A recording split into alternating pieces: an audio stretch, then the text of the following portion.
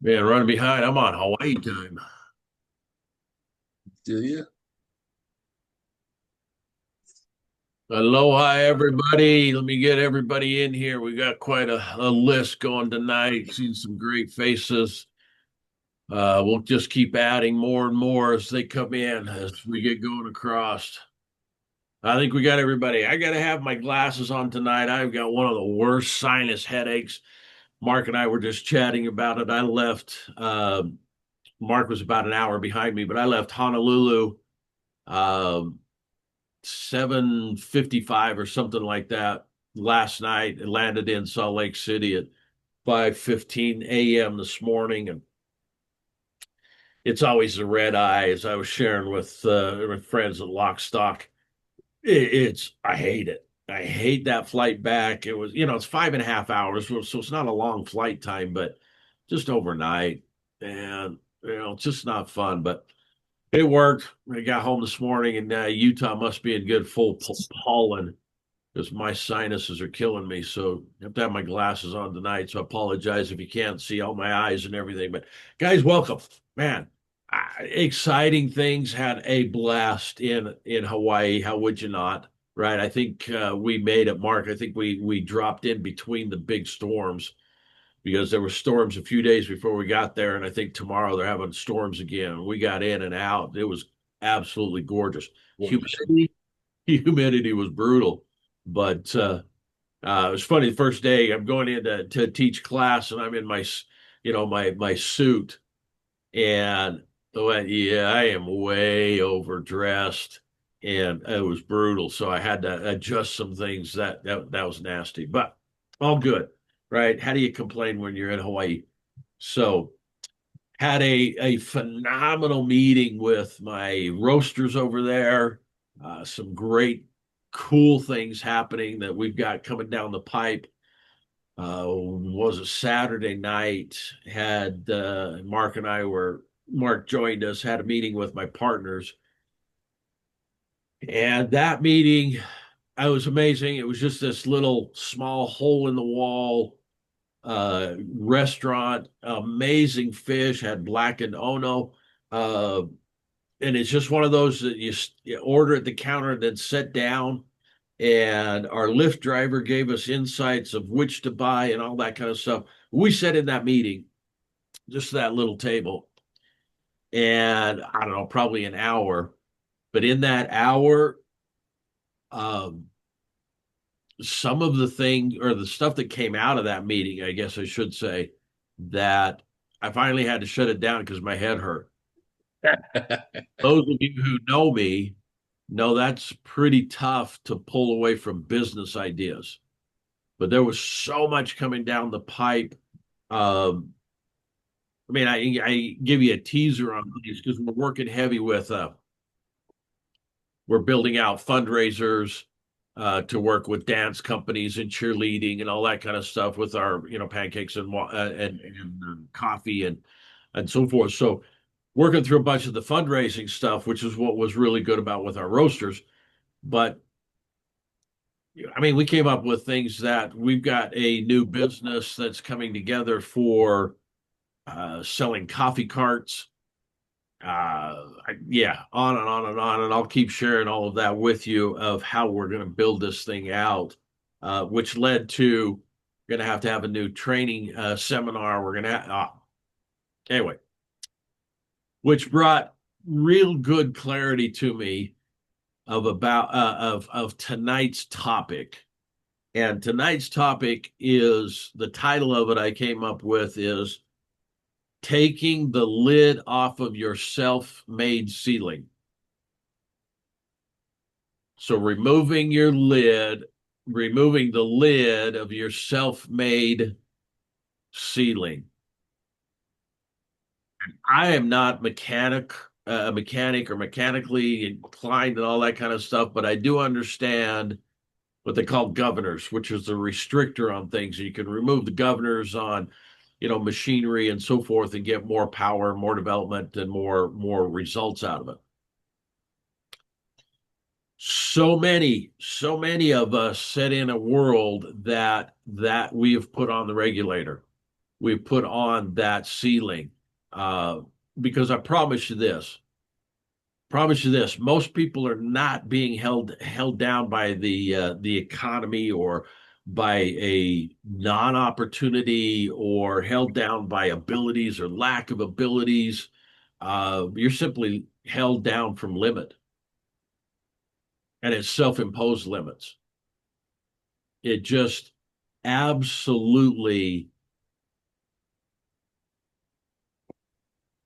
years ago, years ago. Let me go this way. These classes are nuts. Years ago, I did a very deep. Well, it was basically a thesis for some classes that I was taking, and I did it on generational curses. And I started looking at how things are set up in that generation after generation after generation does the same thing. And I was always still have always been fascinated with Alexander the Great and done a lot of studies and just the whole movement of the way he built, lived his life and all that kind of stuff. At 23 years old, was the leader of the known world, king of Prussia. I mean, just crazy, crazy, crazy. And yet, one generation before him, his dad was known as Philip the Barbarian. So you have Philip the Barbarian and a son known as Alexander the Great. So I started looking at those, going, okay, why barbarian? Why great? Because the way Philip went about things is when he would conquer, it would be to destroy. And he used his power in that direction to destroy people and civilizations and so forth. Alexander came at it a different way. When he would attack and go in to conquer, he left them with more wealth and riches than they had before he took over, which was his way of creating loyalty. So he sweetened their pot, which meant, man, this guy is really good, even being conquered. This guy's really good.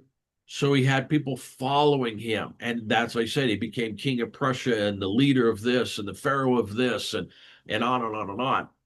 So then I went to my household. I'm the youngest of three boys.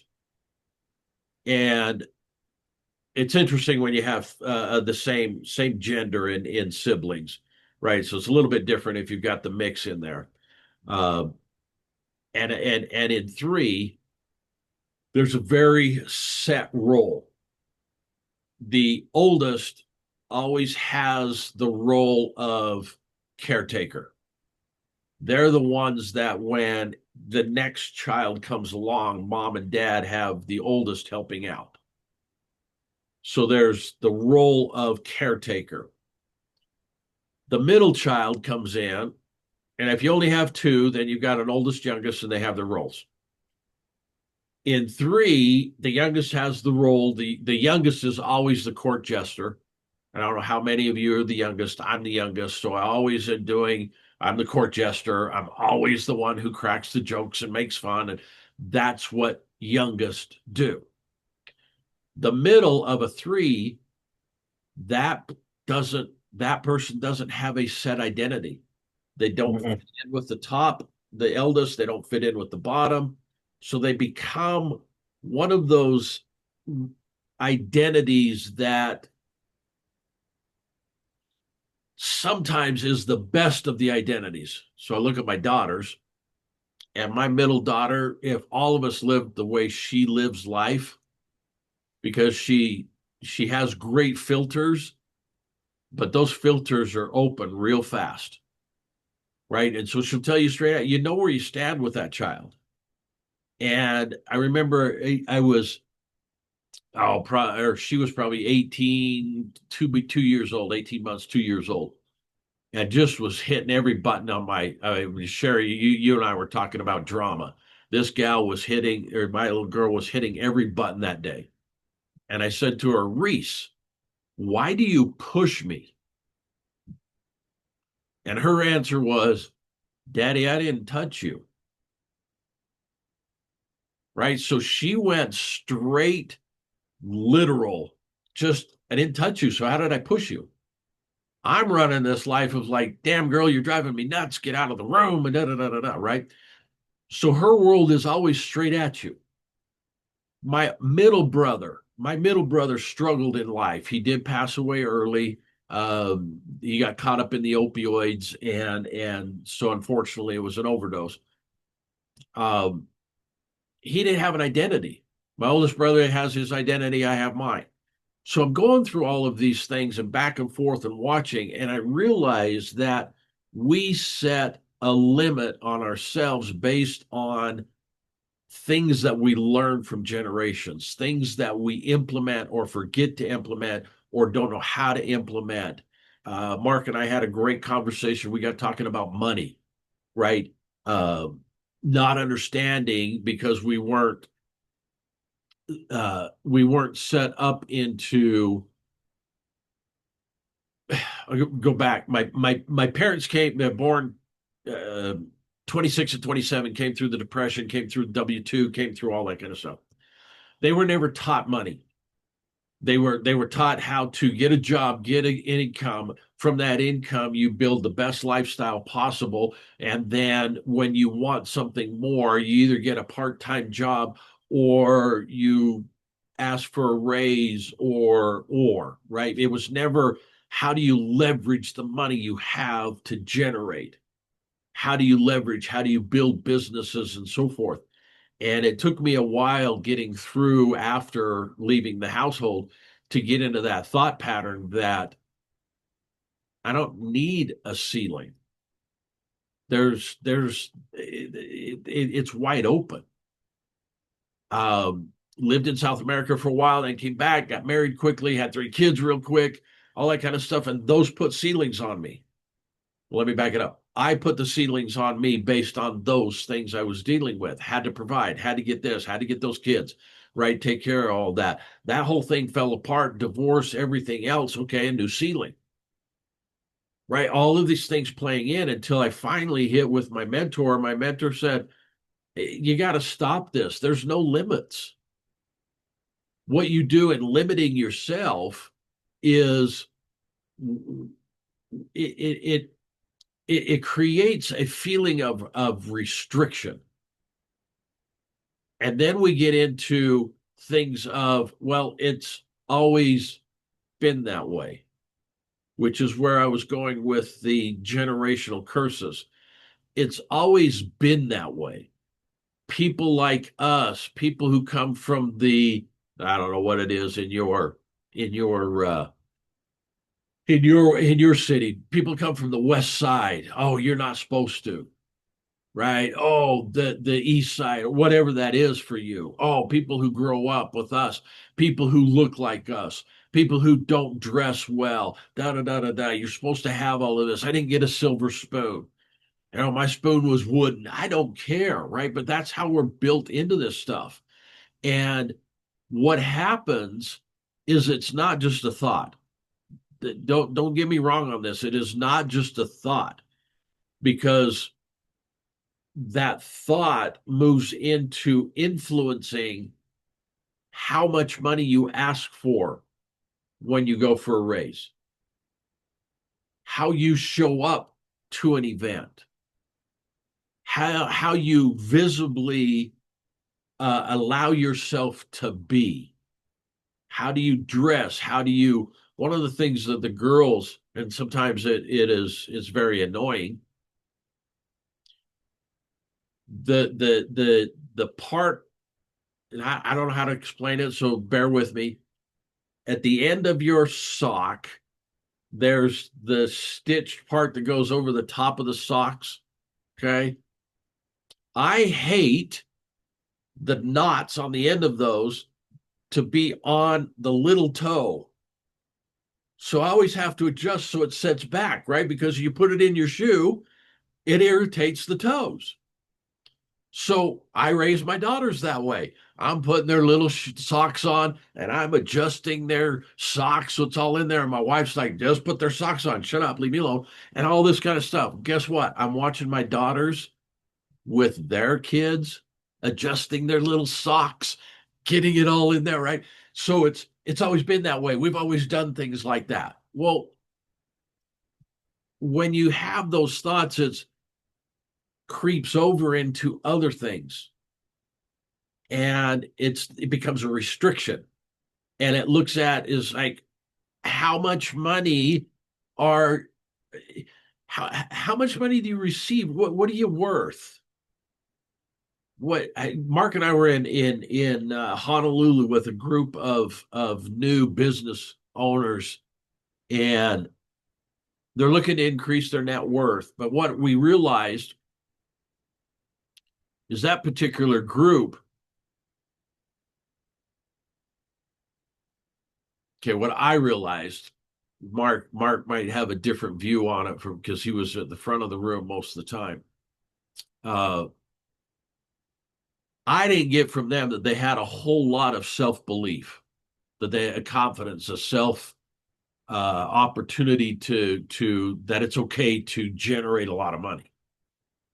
And you might be in that position where you've not looked at that. Um, how much do you pursue? Well, I was raised that a 1%, 2%, 3% raise increase is really good. And when you look at it and you have a 12 plus inflation rate, 3% doesn't even crack against inflation. Where you have a bank that pays you maybe, I mean, Marty and I were having this conversation, maybe a 3%, but you have to lock it up for years, right? So you get a 3% there and a 3% there, that's 6% on your money, but you got 13 that's going out in inflation. Well, how does that make sense? Well, because Rockefeller said we should keep people as employees, that way they don't know anything, right? So let's teach them in school how to be employees, not how to be entrepreneurs. Let's make sure you have to have multiple degrees so that you can be a better employee, so that you can then dress up better.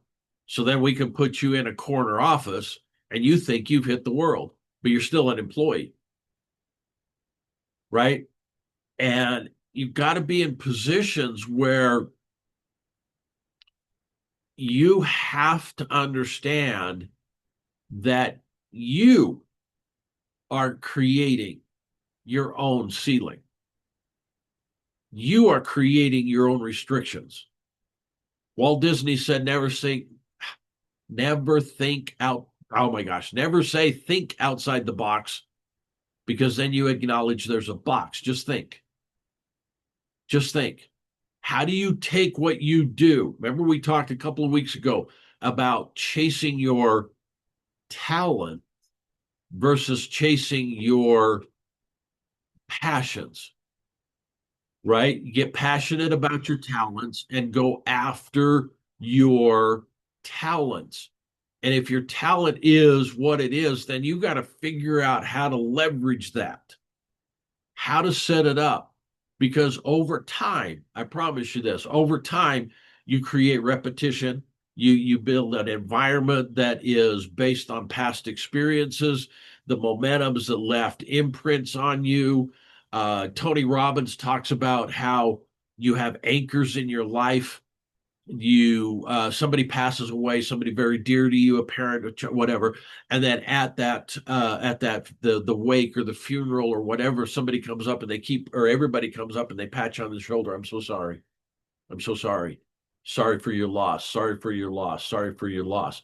Years down the road, somebody walks up and pats you on the shoulder, and immediately those past impacts, you go into depression and you go right down, because what you just did is an anchor.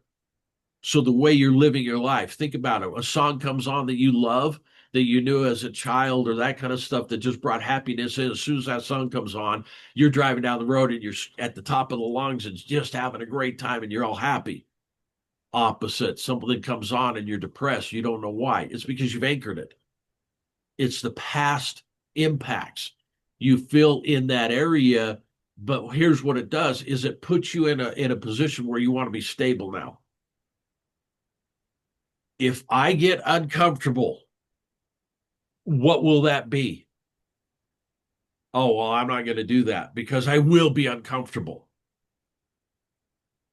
Over the last few years, I've really looked at how this all plays because the ceiling, how you know you have it, is it shows up in hesitation.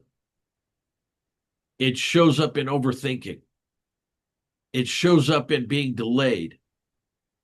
Okay. It shows up in the almost, almost starting, almost finishing, almost doing, almost talking, almost, almost making that phone call, almost getting information on a so I can get a permit. Almost, almost, almost, almost. Right? That's because you've created your internal operating system on past impacts and you've allowed yourself to stay in a box and you've allowed yourself to have a ceiling. I've shared this before, so I apologize on the repeat. One of my favorite bands is Queensryche. They have a song, and the lyrics in that song says, "The box you live within is strong. It's up to you to see beyond the comforts that you've come to love. There's more to life than that. The expectations that you hold will keep you down, make you old. If you don't understand where I'm coming from, try walking in my shoes." Say, so when you look at that whole thing is the box you live within is strong, but it's up to you to see beyond. Those right there, that's the power. Okay, my bills are this, my income is this, I have this set up. Great. Well, it's up to you to get beyond that. And the way you get beyond that is by looking at the operating system. What are you operating on? I'm operating on past. Remember these words, and this is how I've said it before. The past, P-A-S-T, has passed. P-A-S-S-E-D. Is gone. It's over.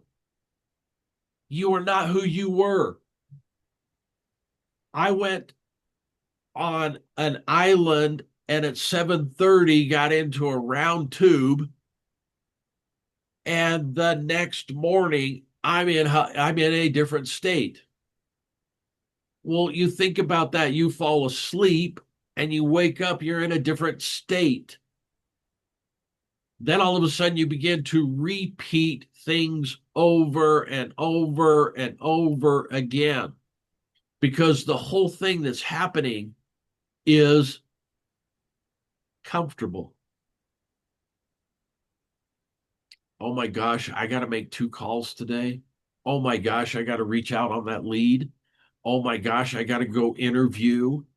Oh my gosh, oh my gosh, oh my gosh. I'm just going to relax. I'm just going to stay comfortable. The greatest thing I learned years ago from my mentor is I think it was Eleanor Roosevelt who said it, but do something that makes you uncomfortable every day. My mentor shared that with me. A good friend of mine, Randy Cochran, talks about it as well. Do something that makes you uncomfortable. Do something but let's back it up. Let's back it up. Let's go in, build the operating system in and have confidence in the system so that you have that muscle memory, right? That whole muscle memory that goes in. Remember my youngest, one of her first her solo dances. She was 5, 6, something like that, right? In a group, it's easy, right? You get to hide or merge and melt in, right? But when you do solos, it's you. It's you and all the eyes. right? So here's this little girl, 5, 6 years old, her first time to get out there, did do whatever she was doing. And my wife's backstage with her. She's sitting on my wife's lap, just these big gator tears coming down, just sobbing. I don't want to do it, Mom. I don't want to do it. I don't want to do it. Okay, it's okay. We'll pull you back. But remember, you practiced. You brought all of that in. I know, Mom. I don't. I know. I know. All of a sudden, they announce next up, Ailey Williams. This little girl wiped her eyes, dropped off the lap, walked out, danced her little soul out, came back sobbing all over again. And we just used that as a lesson going, muscle memory, right? You're not always going to be comfortable. There's stuff you're going to do that's going to scare the living shit out of you. It's going to be so, man, you're just like, but you know what? When you have the confidence in the operating system that I'm going to step forward on this. What if I get in a position that based on everything I'm doing, let's say you've got a good solid income. Let's say it's one of those incomes that, man, if you mess it up, it's going to destroy everything that you have. Right? Let's say that you've got, well, let's call it, hey, I'm good at $100,000. I can live my life on 70,000 and I generate 100,000. But if I go out and I do something, I jeopardize that 100,000. Well, if I jeopardize that 100,000, I jeopardize that $70,000 lifestyle. Well, then I'm not going to do anything. Yeah, but my spirit keeps telling me I got to do something different. That God didn't create junk. He put me down here to do something different. So now I got to start looking at it in those directions. Yeah, but I'm scared. Okay. Here's the choice. Here's the choice, right? Where are you ready to expand? Where are you ready to increase that standard? Right? Where are you ready to start stepping in more clarity? How do you elevate yourself to show when you show up? Right? Those are the things you start looking at that creates the new operating system, the new opportunity that $70,000 is not the fear. The $70,000 is the platform to launch from. If I've got a $70,000 lifestyle, if I've got a $500,000 lifestyle, I don't care. 50,000, 5,000, I don't care. The fear of losing that is not what you need to focus on. What you need to focus on is using that as your platform. How do you go from there to the next level? Mark and I had a conversation as we were sitting in the Sky Club in Honolulu, and I watched his eyes on a couple of projections that I shared with him for 2028 and 2030. And it was fun because he just smiled. And he goes, those are pretty solid. And it's interesting because I have to walk a bunch before, 5 hour flight. So it's like, dude, I'll see you, man. It's good to see you. I'll see you tomorrow night. And I got out and I'm walking around looking at things. And as I'm walking through all of the gift shops, the only thing I'm thinking about, what do you think? What do you think I was thinking about in those gift shops? How do I get my product there? How do I get my product there? How do I have it? That the last thing you see when you leave to get it oh, I gotta have that Hawaiian coffee. Oh, I gotta have that Aloha Brew Outfitters t-shirt. That just looks good. Right. And the whole thing that I was talking to him about is our expansion into Tokyo, Okinawa and Osaka that's going to happen in 2028. And then we're moving to Macau and Indonesia and moving through into that area and stuff by 2030 with all of our coffee. And it was fun seeing how he was expanding his thoughts, right? It was like, oh, you can think that. Well, why can't you think that? Right? Okay, I've got a beauty salon. Well, how many of those do you want across the nation?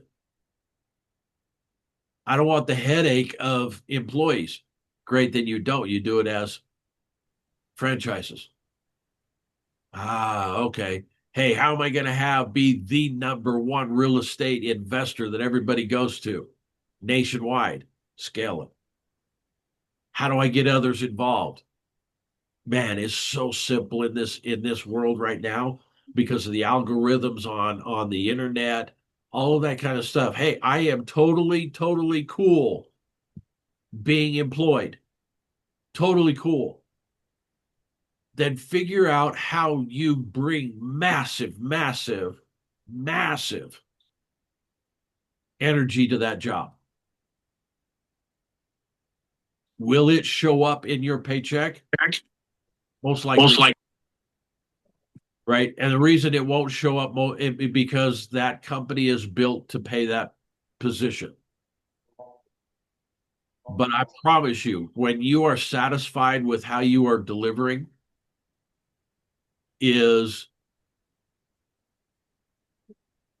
calm. That right there is what brings calm. If you're satisfied in how you're delivering things, you can do it with calm intention. And that's the whole push, right? You step into this is now how I operate.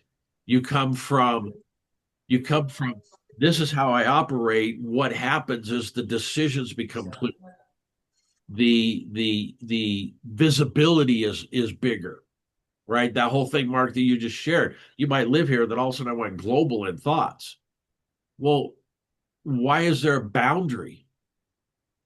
Because that's what we were taught, right? Those kind of things. And I always look at it as, again, I got on this tube, climbed in, and the faith and confidence that two people sitting at the front of the tube were going to get me to the destination I needed to be.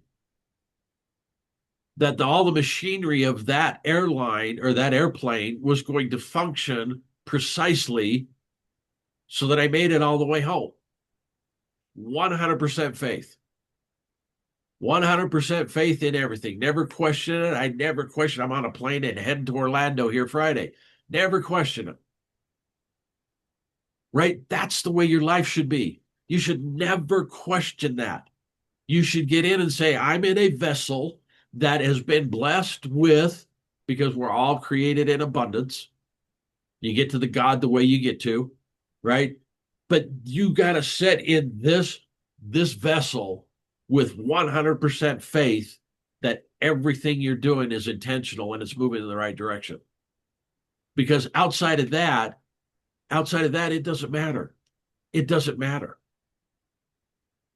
Because you've got to be in there where you're moving forward with intention, with vision, with decision, with identity, right? And all of that then starts to anchor, go back, right? That stuff starts to anchor. Because for me now, my anchor before I would go in and go, hey, these are really cool products in these gift shops. Now my anchor is when I walk in is how do I get that? This should be my t-shirts that people are looking at. This should be my coffee that they're buying. This should be my clothing, my retreats they attend. This should be, everybody should be buying my book. Oh, and by the way, I did get my book out. Wow, that's a shameless plug. Okay, my book's done. Yeah. So everybody should be buying my book. Everybody should be doing that. That's the vision. Everybody should be buying my hair product. Everybody should be coming to my salon. It should be this. Everybody should be buying real estate from me. That's how this life should work. So now what you're doing is you're moving forward with clear, calm intention, not chaos. There's no chaos in it, right? The Mother Nature, as we call it, always has seasons, always has reasons, always has, all that. There's never chaos. Mother Nature has storms. Mother Nature destroys. Mother Nature provides amazing scenery, but it's all intentionally calm, strategically. It's all put together. It's all put together. So why don't we live that way? Because we weren't brought up that way. We didn't create that. We may not have been brought up by people And what I mean by that is we may have not had influence. We may not have had an aunt might have raised you, a great grandfather might have raised you, a foster home might have raised you. Okay. Well, Paul in the good book says, when I was a child, I thought as a child. When I was an adult, I think as an adult. So put yourself in position. You are what you are right now, not because of past impacts.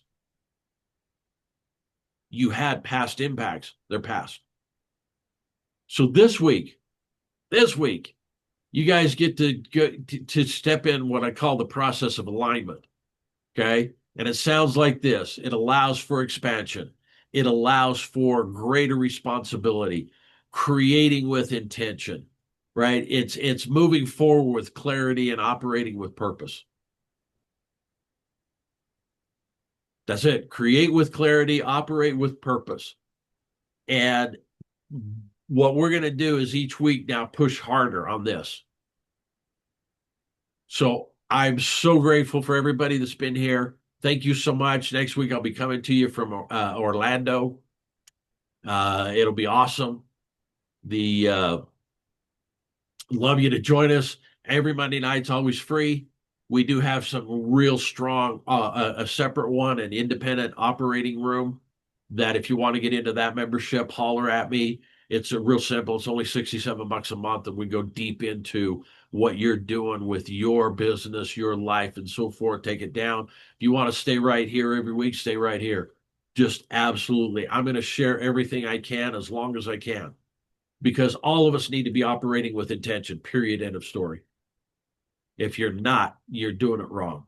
So with that, I'm going to record these, or excuse me, they're all recorded. You'll start seeing more and more up on the YouTube channel. I know you're seeing some clips here and there on the social medias. We finally, with my, oh my gosh, what is the, uh, my virtual assistant? How was that for a speed bump? Um, so the no, I tell you what the speed bump was that last Rhonda.